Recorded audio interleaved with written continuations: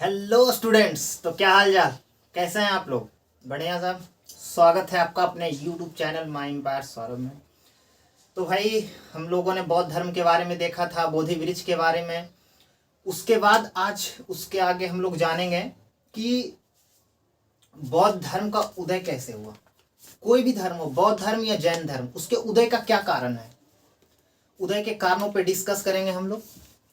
तो आइए बिना वक्त जाया करते हुए हम लोग देखते हैं कि बौद्ध धर्म या कोई भी धर्म, बौद्ध हो या जैन हो, पहले उदय कैसे हुआ, क्यों इनका जन्म हुआ, क्यों जरूरत पड़ा इस धर्म का, क्यों पहले सनातन धर्म ठीक नहीं था, जो धर्म चल रहा था वो सही नहीं था, क्या जरूरत था।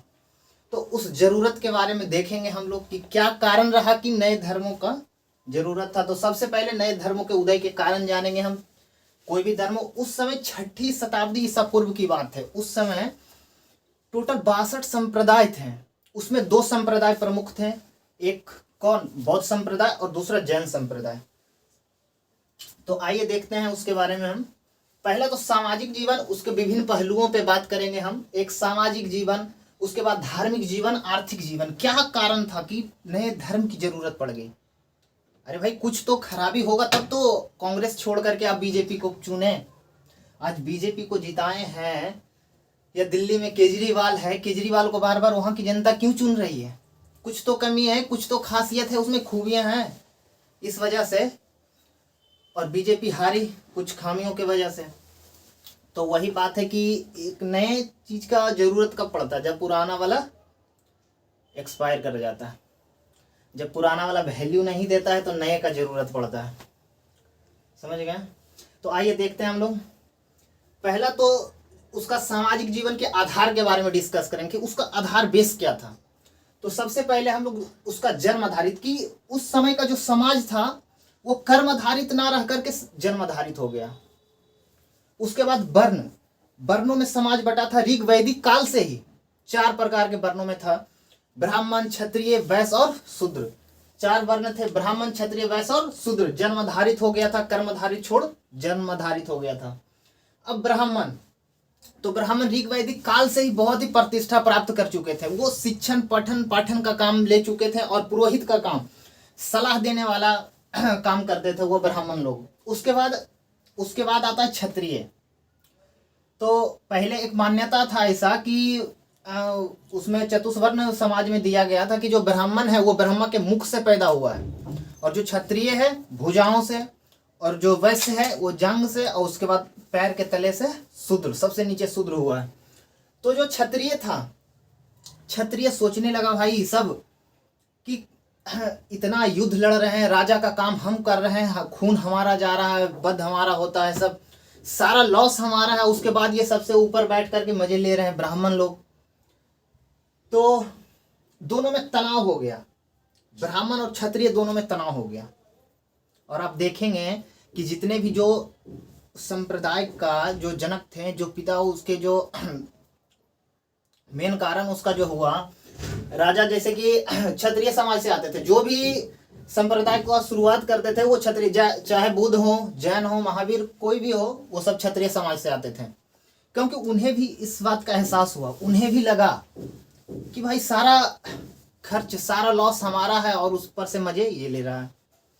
तो बात अब उन्हें भी जरूरत था कि हमें आगे बढ़ना है, आगे जाना है, देखना है। उसके बाद आता है वैश्य, जो कि वैश्य एक मेन टैक्स पेयर था, जो कि कृषि करता था, पशुपालन था, व्यापार सारा इसी के जिम्मे था, सारा टैक्स पेयर यही करते थे। और इसके पैसे से क्षत्रिय और ब्राह्मण दोनों पल रहे थे। वैश्य के पैसे से मेन करदाता यही थे, कृषि, व्यापार, पशुपालन मेन यही थे। उसके बाद इनके पैसे से वो लोग पलते थे। अब क्या हुआ कि इन्हें भी लगा कि भाई हमारे पैसे और तुम ऐश करोगे। जनता के पैसों से सरकार ऐश करती है, जैसे इधर उधर घूमने जाती है तो सवाल उठाते हैं ना भाई, आप लोग, लोकतंत्र में सवाल तो उठता ही है। तो अब इसे भी एक नए धर्मों का तलाश था कि कोई ऐसा मिल जाए जो कि हमको इज्जत दे। काहे कि भाई अब ये समृद्धशाली हो गए थे, पैसा आ गया था इनके पास, कृषि, व्यापार, पशुपालन में वृद्धि होने लगा था। और बताया जाता है कि उस समय बहुत ही बढ़िया 600 ईसा पूर्व में लोहे का प्रयोग हुआ था। सबसे पहले कृषि में लोहा का प्रयोग हुआ था 600 ईसा पूर्व में। ये द्वितीय नगरीकरण बताया जाता है। पहला नगरीकरण हड़प्पा सभ्यता था और द्वितीय नगरीकरण ये था आपका जो 6ठी शताब्दी के बाद महाजनपद काल। तो उसी में अब शूद्र तो पैरों तले है ही भाई, पहले से ही पैरों तले है शूद्र। तो शूद्र से सबसे नीचे वाला काम इसका काम था। शूद्र का काम क्या था कि ये इस तीनों का सेवा करना, ब्राह्मण क्षत्रिय और वैश्य तीनों का सेवा करना। ये तो बेचारा पहले से ही दबा कुचला हुआ था, इसका सेवा करना था। अब कृषि व्यापार में वृद्धि आया तो सबको अब जरूरत पड़ने लगा इस बात का। सबको सबसे बड़ी बात है इज्जत, सबको इज्जत चाहिए अब। उसके बाद इसके धार्मिक जीवन पे देखते हैं हम, तो धार्मिक में कर्म कांड पूजा पाठ बहुत बढ़ गया था, बहुत ज़्यादा एकदम तीव्र गति से बढ़ गया था पूजा पाठ। और पशु बलि तो इतना ज़्यादा था कि हजारों की संख्या में पशुओं की बलि दी जाती थी। उससे बैल और सांड जिससे खेती किया जाता था उसका कमी होने लगा पूरा। यज्ञ जो था वो बहुत महंगा होने लगा। जो पुरोहित करवाते थे वो अपना खाने पीने का जरिया अपना लिए थे, तो उससे यज्ञ महंगा होने लगा पूरा। उस वजह से निचले लोग नहीं करवाते थे और बहुत ही कर्मकांड हो गया था ऐसा कि अगर आप एक चूहा मार दिए तो ऐसा बताया जाता था कि तुम चूहा मारा है, तुम ऊपर जाएगा तो तुमको भगवान कड़ाही में तलल तेल में तुमको छाने का पकौड़ा बनाएगा तुम्हारा। अब भाई डर जाता था इस बात से। अब शूद्र बेचारा कहाँ से करे, तो वही अब देखिए यही अपना विकल्प कैसे मिला इसको कि शूद्र लोग इतना बहुत ज़्यादा हो रहा था इधर समाज में और बेचारे को खुद खाने का खर्च ही नहीं जुटता था, तो कहाँ से करे। तो वही देखिए बौद्ध धर्म में क्या था, बौद्ध धर्म में मध्यम मार्ग अपनाया। और जैन धर्म क्या बोला कि आप काया कलेश पर ध्यान दीजिए, शरीर को कष्ट दीजिए। अगर आप चूहा मार दे तो कोई बात नहीं, 5 दिन आप भूखल रह जाइए, 5 दिन खाना नहीं खाइएगा, आपका माफ हो जाएगा। ये सोचा बेचारा कि अरे भाई ऐसे भी खाना हमारा पास नहीं है तो रस बढ़िया कहीं नहीं हम 5 दिन भूखले रह जाएं। कहा उतना बड़ा महंगा यज्ञ हवन कुंड करना का जरूरत था। तो बस ये भी अपना विकल्प देखा ही। अब आते धार्मिक जीवन देख लें कि कर्मकांड इसका पूजा पाठ पूरा बढ़ गया था, एकदम जोर शोर पे था। थोड़ा सा भी कुछ हो तो क्योंकि ऐसा बना दिया था वो लोग पंडित लोग कि ब्राह्मण लोग ऐसा बना दिया था कि वो अपना रोजी रोटी उसका चल सके, मेन है उसका फंडा, वो अपना व्यवस्था किया था ये सब। अब उसके बाद इसमें क्या था कि सामाजिक जीवन में महिलाओं को महिला भी एक नए धर्म की तलाश में थी। तो क्यों इसको समाज सभा में बैठने नहीं दिया जाता था, राजनीतिक अधिकार इससे छीन लिया गया था, महिलाओं से राजनीतिक अधिकार इसका छीन लिया गया था। ना इसे शिक्षा का वेद पढ़ने का अधिकार नहीं था। ये जो दो हैं, ये ऊपर वाले जो भाई साहब हैं दोनों, ब्राह्मण और क्षत्रिय, ये दोनों अपने आप को द्विज नाम दिए थे। यानी कि ये जो द्विज है यही जनेऊ धारण करेगा।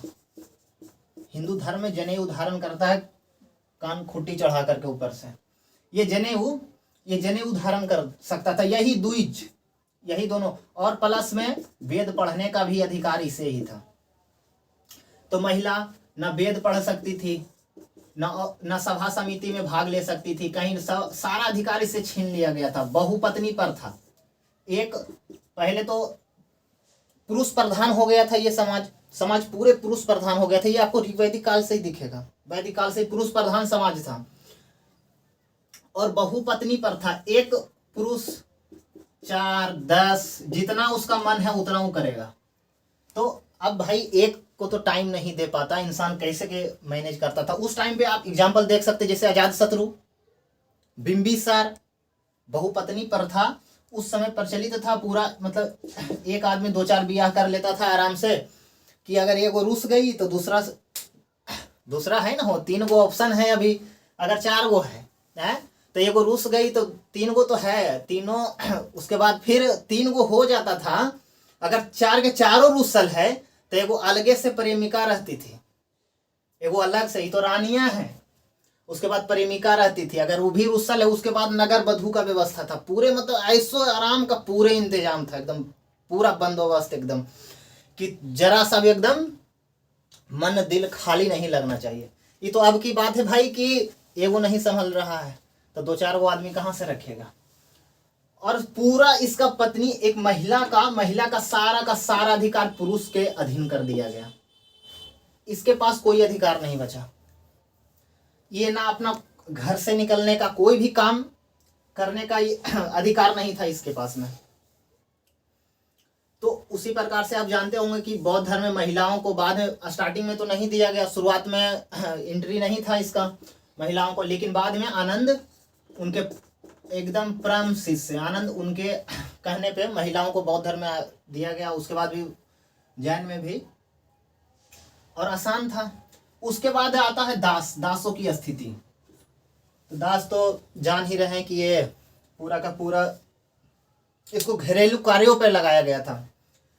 इसको पूरा घर का काम करना है, खेती में, इसको कृषि में लगा दिया गया, कृषि वाले काम में लगा दिया गया। अब आर्थिक क्षेत्र में इसका धीरे धीरे मतलब इसका स्कोप बढ़ रहा था, धीरे धीरे कृषि करने लगा, मतलब सेवा ही करना है भाई, कुछ भी करे सेवा ही करेगा ये।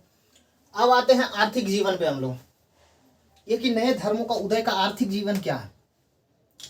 तो 6ठी शताब्दी ईसा पूर्व की बात है कि उस समय कृषि में लोहा का प्रयोग होता है और एक युगांतकारी युग का शुरुआत होता है, नए युग का शुरुआत होता है। लोहा के प्रयोग से ये सब कुछ बदल करके रख देता है। सबसे पहले तो लोहा के प्रयोग होने से खेतों की गहरी जुताई होने लगी। अब बढ़िया से जब जुताई होने लगा, पूरा गहरा जुताई मतलब बढ़िया से जुताई होता है, अगर पूरा फार अंदर से जाता है, बढ़िया से पूरा खेत जोता हुआ रहता है, तो फसल उसल बढ़िया से होता है एकदम। तो अब कृषि बढ़िया से हुआ, और पानी भी उस समय जो वर्षा था ठीक ठाक होने लगा था, 100 सेंटीमीटर के करीब। उस समय जो जितने भी गंगा के किनारे थे उत्तर पूर्वी भारत में, जितने भी क्षेत्र थे, जैसे नए नए स्थानों का, नए नए शहरों का भी उद्भव हुआ उस टाइम पे, जैसे वाराणसी, कुशीनगर, वैशाली, राजगीर, पाटलिपुत्र, ये सब सभी नगरों का धीरे धीरे विकास उत्पन्न होने लगा। उस समय जंगल था वहां पे, तो क्या हुआ कि लोहे के प्रयोग से अब उतना बड़ा विशाल जंगल को कैसे साफ कर सकता था, लकड़ी से तो साफ नहीं कर सकता था, तो पहले पत्थरों से होता था। तो पत्थरों के औजार उतने कारगर साबित नहीं हो पाए, और अब आ गया लोहे का प्रयोग। तो लोहे से पूरा सबसे पहले तो वनों की कटाई हुई, उससे पूरा क्षेत्र विस्तार हुआ। अब क्षेत्र विस्तार होने से क्या हुआ कि रहने के लिए भी जगह मिल गया और कृषि के लिए भी, तो कृषि भी पूरा बढ़िया से होने लगा एकदम। अब होता है कि उत्पादन अधिशेष हो जाता है। उत्पादन अधिशेष का मतलब होता है कि जितना खाने का है, खाने से एक्स्ट्रा हो जाना। अधिशेष मतलब जितना आवश्यकता है उससे बच गया आपका, उतना भी आप इस्तेमाल नहीं करना है। उस वजह से अब उत्पादन अधिशेष से क्या हुआ कि अब धन संचय होने लगा। अब संपत्ति रहेगा तो धन होने लगा। धन होने से नगर प्रारंभ हुआ। नगर मतलब क्या, शहर का एक मोटा मोटी आइडिया क्या रहता कि बड़े बड़े लोग रहते होंगे, धनी अमीर व्यक्ति, व्यापारी सब रहते होंगे, तो उसे नगर का आरंभ होता है उस टाइम पे। और ये भारत में द्वितीय नगरीकरण कहा जाता है इस टाइम पे, क्योंकि प्रथम हड़प्पा था, हड़प्पा में नगरीकरण हुआ था। और ये सारे शहर वाराणसी, कुशीनगर, वैशाली, राजगीर, चिरांद, ये सारे शहर बसने लगे धीरे धीरे। ये सब किस कारण से हुआ? लोहा के कारण से। और लोहा का कृषि में प्रयोग ही सबसे इम्पोर्टेंट कारण थे, महत्वपूर्ण कारण थे उसमें, क्योंकि वहां पर अब इसके आगे बात करते हैं हम कि उत्पादन अधिशेष जब होने लगा, उत्पादन अधिशेष होने लगा तो अब धन संचय होगा। तो धन संचय करने से दो प्रकार के वर्ग उत्पन्न हो गए। उत्पादन अधिशेष होने पे दो प्रकार के वर्ग उत्पन्न हुए, एक तो अमीर, एक गरीब वर्ग। अमीर वर्ग वो जो धन को संचय किया, जिसके पास अधिक भूमि का क्षेत्र था, और दूसरा वो जो गरीब रह गया बेचारा, जो कि धन संचय नहीं कर पाया। तो अब जो धन संचय नहीं कर पाया वो सोच रहा था कि पुरातन व्यवस्था ही आ जाए, जैसे पहले था वैसा व्यवस्था ही अभी आ जाए। पुरातन व्यवस्था यानी पुराने व्यवस्था की कोई धन से कोई मतलब नहीं हो, आदम काल वाला जिंदगी हो जाए, इतना मतलब अस्त व्यस्त कर दिया था इस लोग के जीवन को। और अमीर जो है अब तो ये भी तो चाहेगा कि हमको भी नया चाहिए। जो गरीब था, पुरातन व्यवस्था जो चाह रहा था, ये भी अब चाह रहा था कि हमें भी किसी और धर्म की आवश्यकता है। समझ गया? तो खोज इसका भी था। अब जो अमीर साइड हुए हैं, जो अमीर लोग हुए हैं, अब अमीर धीरे, उस समय पंचमार्क आहत सिक्के जारी होते हैं, मुद्रा का प्रचलन स्टार्ट होता है, उससे व्यापार में बेतहाशा वृद्धि होता है।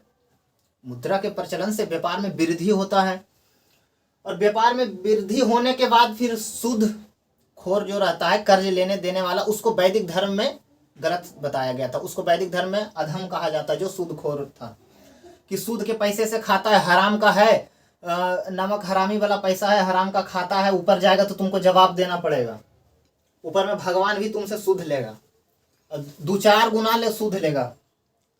तो उसी वजह से अब इसके पास तो पैसा भी आ गया भाई, अब ये प्रतिष्ठा भी खोजने लगा।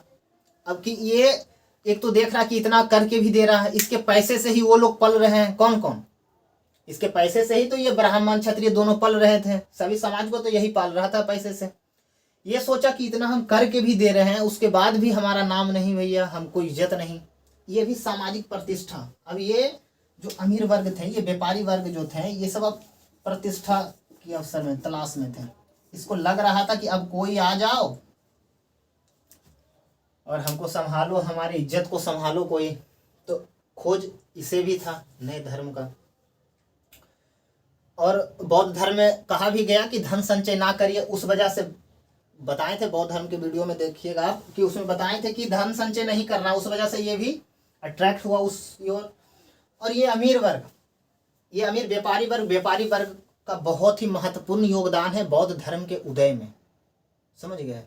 ये बहुत सारे, अब ये क्या करते हैं कि इनको बहुत ही इज्जत प्रतिष्ठा दिया जाता, क्योंकि बौद्ध भिक्षु जो थे खुद खाते, खुद कमाते नहीं थे, खुद का उनका कोई व्यापार नहीं करते ना और कुछ करते। तो मठ वगैरह जो था, बौद्ध विहार, उस जगह ये लोग दान देते थे, जो व्यापारी लोग थे वहाँ दान देते थे। अब इनका ये होता, उसके बाद क्या होता कि अब ये वर्ग तो ठीक ठाक है, अब व्यापारी वर्ग, इनका तो सब कुछ चल रहा है ठीक ठाक। एक तो प्रतिष्ठा का हनन इनका हो रहा है, सामाजिक प्रतिष्ठा का, कि हमारे पैसों से ये पल रहा है और हमको ही इज्जत नहीं दे रहा है। और उसके बाद क्या होता है कि काष्ठ संहिता में 24 बैलों से जुताई का प्रमाण मिलता है उस टाइम पे। तो अब बैलों का प्रमाण मिलता है जुताई का, तो इसका मतलब है कि पशु बहुत ही महत्वपूर्ण थे कृषि कार्यों के लिए। अगर कृषि मूलक अर्थव्यवस्था को, कृषि मूलक व्यवस्था को बनाए रखना है तो पशुओं की हत्या को रोकना होगा। तो पशुओं, और पशु का हत्या रुके कैसे? यहाँ तो ये महाराज बलि पर बलि दिए जा रहे थे, इनका तो कोई कहना ही नहीं था। और ऐसा था मानना भैया कि जितना बड़ा बलि दोगे उतना ज्यादा पुण्य मिलेगा। तो 2-4 भैंसा के एक बार ला के काट देता था, लाके एक बार सबको मिला के मिक्स करके काट दिया। कहाँ करता था, कैसे करता था? ऐसा व्यवस्था था उस टाइम पे कि पुल बन रहा था, पुल में अगर पुल में काट के डाल दो तो पुल गिरेगा नहीं, पुल पर एक्सीडेंट नहीं होगा। पुल बन रहा है तो काट के, ऐसा मतलब रूढ़िवादी विचारधारा इसको बोलता, कि पुराना विचारधारा। तो ऐसा विचारधारा वाला लोग था उस टाइम पे। अब सुरक्षा के बिना कृषि कार्य संभव नहीं था, पशु का सुरक्षा नहीं होता तो कृषि कार्य संभव नहीं था, कैसे होता? और ये, अब ये लोग जो था, ये भी नए विकल्प की खोज में थे, जो कृषि कार्य करने वाले थे। इनका भी जो प्रतिष्ठा, एक तो कृषि कार्य और उसके बाद पशुओं की अंधाधुंध बलि। तो सभी लोग सब समझ गए कि ये सबको एक ना एक नए धर्म का तलाश था। तो चलिए ठीक है, ये हमने बताया आपको कि किस प्रकार से, यही मेन कारण रहा कि उदय का, चाहे तो बौद्ध धर्म हो या फिर जैन धर्म हो। अब इसके बाद हम लोग जैन धर्म का वीडियो लेकर के आएंगे, ठीक है।